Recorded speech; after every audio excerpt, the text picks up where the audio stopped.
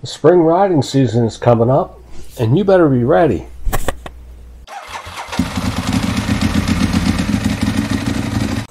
So as I mentioned in the intro, spring riding season is coming, at least here in the Mid-Atlantic area. And I've got a number of things that you should be thinking about. It's mid to late January at the moment, and it's never too early to start thinking about that spring riding season. Obviously, Daytona's in the offing, and even in the middle of the pandemic and the heightened awareness of another strain, it looks like the Daytona riding season is going to continue. You know, the Daytona event is going to continue. I hope everybody has a safe and happy experience with that and takes it seriously and, you know, has a great time, but understands our responsibilities out there as citizens and the motorcycling community and how we're portrayed, basically. So that leads me into number one. So what can you do? What should you be thinking about as a motorcyclist? Whether you're new or seasoned, you know, for the spring riding season. And one is advocacy. And what I like to do is just put that little earworm in somebody's mind, you know, in the January, February, March, April, even May time frame, and just like, hey, I'm a motorcyclist, I'm out there, I have a family, I have children, I'm not blasé about my responsibilities or my vulnerabilities out on the road. You know, I really appreciate other riders out there taking a look, you know, look twice, save a life, etc., you know, and keep motorcycling in mind. The word won't get out there unless we put it out there. And while we constantly invest in, you know, CE armored clothing and better helmets, and we have our, you know, increased communications that we can talk to each other, and obviously, you know, these digital forums where we can speak to one another and other people, it really is a matter of getting, you know, thinking locally and acting locally and thinking globally as far as getting the message out there where everybody's looking for you. And remember, you know, you have these converse situations. In the summertime, people might have their windows down, but they've got the AC cranked up and they've got the stereo turned up high. In the wintertime, the windows are up tight and the heater's blaring and they're thinking about everything but you. And now on top of everything else, they got a freaking pandemic they got to worry about, or civil unrest, or political strife, or economic uncertainty. So you cannot take for granted that somebody's mind is on the task of driving their vehicle in a safe manner around you while you're on a bike. Do whatever you can to be an advocate for safe motorcycle riding and safe motorcycle awareness for those who are on four wheels. So that leads me into number two, your safety check for your bike. So let's just say that right now your bike is in winter storage. You're not a year-round rider like me. You need to take a long, hard look at everything that you knew to be true when you put the bike away and reevaluate those assumptions. What's my tire tread depth? How old are my tires? What do the sidewalls look like? Is there any indication of checking or anything? When is the last time I completely checked my flushed my brake fluid, especially if you have anti-lock brakes? Brake fluid is hygroscopic. It absorbs water, and it is only good for about 2 years in your system. A lot of people don't like to hear that, but basically that's the reality of it. You need to flush that out. It's an easy DIY thing if you have the patience to get through it and a minimum complement of tools. And if not, it is something you need to be considering about getting in front of your dealer. Speaking of brakes, you want to check your pad or shoe if you have an old enough vehicle to have drum brakes, which I have had in the not too distant past. And just other things, you know, your lighting, everything. Check all your signals, check your low beam, high beam, all the crap the DMV looks for, you know, Department of Motor Vehicles or whatever you want to call it. You know, get on top of that before you even go through there, and make sure that you're as safe as possible, because other people need to know your intentions as much as you do. So if your brake light isn't working because your front brake lever isn't working right, or your rear brake foot lever isn't working right and it's not activating the brake light, that puts you in as much jeopardy as if the brakes don't engage at all. Then the other thing is plan some rides, and that actually gets you in the mindset of thinking about what it is you need out of your bike, what it is you need out of your equipment, so you can position yourself ahead of time before the actual ride date comes. So if you start thinking about that now, you're like, man, I've got this riding jacket, but I wish it had a little bit better ventilation. I got really hot last year. I got a little dehydrated. Maybe now's the time to look for something, might even be on clearance at this time of year. You pick something up cheap that's a little better suited. And you can do the same thing in the fall too, right? Or like the July-August time frame, you can start looking for your winter gear. If you were a little cold this past riding season and you ride year-round, you can reach out in the July-August time frame and maybe find last year's technology today that is 50% off. Something to think about. And anything that makes your riding experience more comfortable, that lets you be more aware and more safe and enjoy yourself more. And it doesn't necessarily have to be the loudest stereo system or the loudest pipes. It could be, I just don't have the tools, the time, the opportunity, or the skills to lean my handlebars back another 10 degrees. But boy, if they were back another 10 degrees, I would just feel so much less fatigued on a 10-hour ride or an 8-hour ride or 6-hour ride if I just didn't feel like I was reaching forward the whole time. Little things like that. Think about investing in the bike. And I mentioned earlier about in your gear. Let's think about your riding gear. Can I ride in these shoes all day? What protection would they really give me if the worst was to happen? Can I get off the bike and walk around for 3 hours in them without feeling like I have to go see a chiropractor? If I got into some kind of a bad situation, would the jacket or the t-shirt or the pants or whatever that I'm wearing or the shoes or the boots really protect me? Have a think about that, and especially the brain bucket. And I'm going to go ahead and just assume that you're a helmet wearing rider because you're watching this channel. If you're not, that's fine. You do you. But on this channel, I say no brain, no pain, right? So, think about the quality of your helmet, what you want out of your helmet, your integrated communications, or the ability to add integrated communications, and the age of the helmet. If it's over 5 years old, you really need to be taking a real long, hard, cold look at that and find out if that helmet's still viable come next spring. The other item is to be positive, and this goes back to the first one of advocacy. It is easy to fall down that just negative spiral. There are multiple channels that just post crash video after crash video after crash video, and they're assuming that at some point you're going to see enough blood and guts and gore and just horribleness that you're going to change your ways, you're going to be a better rider, and the world's a better place. I think that somewhere a little bit north of that is where we want to be, where you need to be positive about your ride. You need to have an optimistic outcome while being a realist and taking those risks as seriousness. And not just focused on everything that can go wrong. And you should always keep in mind everything that goes wrong. Motorcycling is a defensive driving experience, bar none. I mean, there's just no other way. You're always a defensive driver if you're on a bike, if you have any sense of self-preservation whatsoever.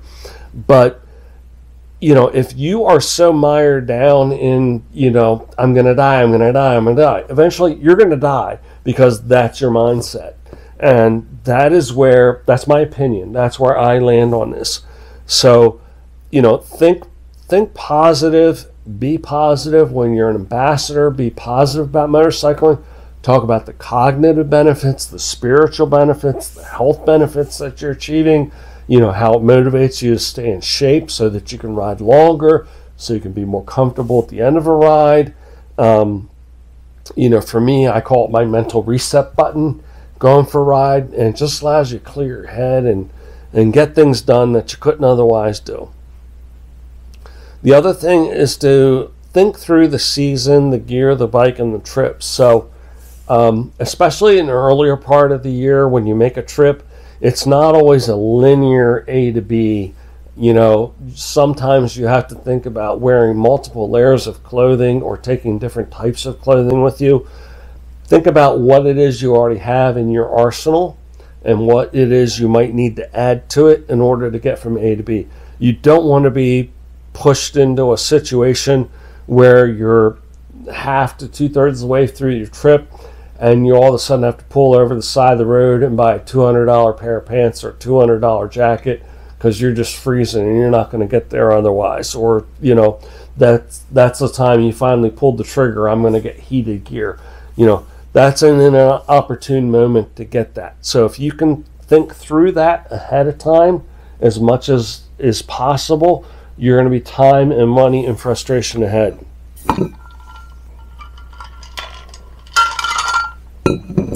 We're talking about the 2021 riding season. And don't forget what you learned in 2020. What I normally do is I keep a little, this is big, but I'll keep a little, 3x5 or 2x2 thing of sticky notes and somewhere on the bike and a pen. And when I find out, man, I really wish I had a frickin' balaclava, right? And I was a person that never thought I would want to wear a balaclava. I didn't like the look of it. I didn't like what I thought the feel of it would be. But on the back of my neck, I had a turtle fuzz collar around there, or a Nike or Adidas, neck warmer on there. I just couldn't keep the back of my neck as warm as I wanted to. When I threw a balaclava into the mix, it was a less than $10 item, including shipping, or shipping was free, Amazon type thing.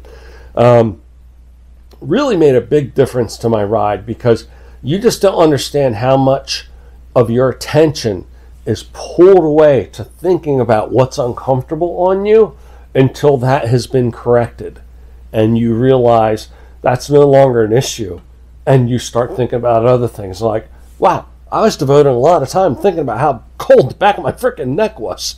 So, take note of what was bugging you in your 2020 rides, either when you're hot or when you're cold, or short haul or long haul, and write that down and see what you can do to correct it. Don't forget the lessons learned from the previous riding system and try to apply them, plan for them, or shop for them in your next year's riding season, which will be 2021 at this point.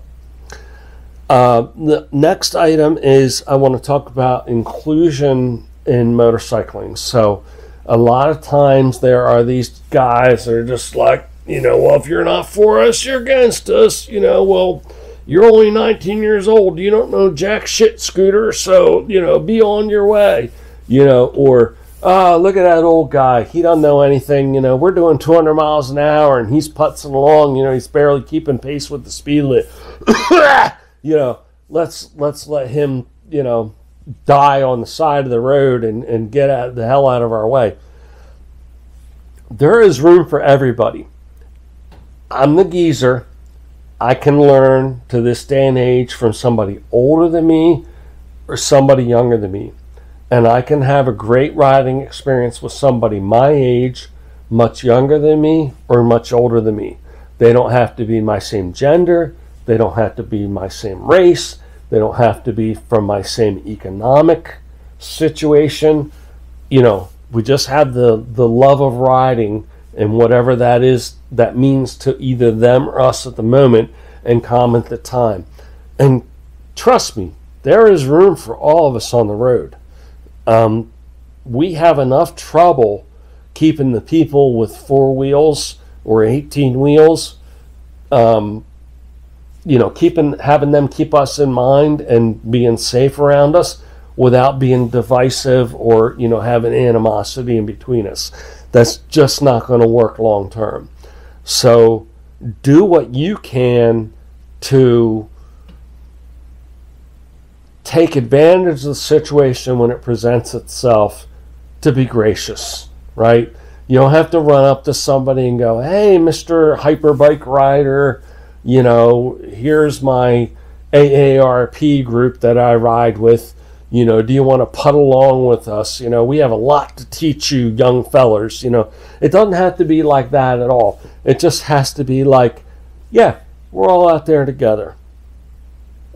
And the last item I want to leave you with is something that is a really touchy subject, even to this day, and I really don't know why, but it is, and that is ride sober, right? Like, we all have enough challenges. We're all trying to get over enough stigma. And I'm not saying you can't drink. I'm not saying you can't get to where you're going or stop on the way and have a beer. That is not what I'm saying at all. What I'm saying is, if you're going to do that, make sure you hang around for a couple hours and you have something to eat and you have something with caffeine in it and you get your BAC to where it's legal for where you're at, and then continue on your journey.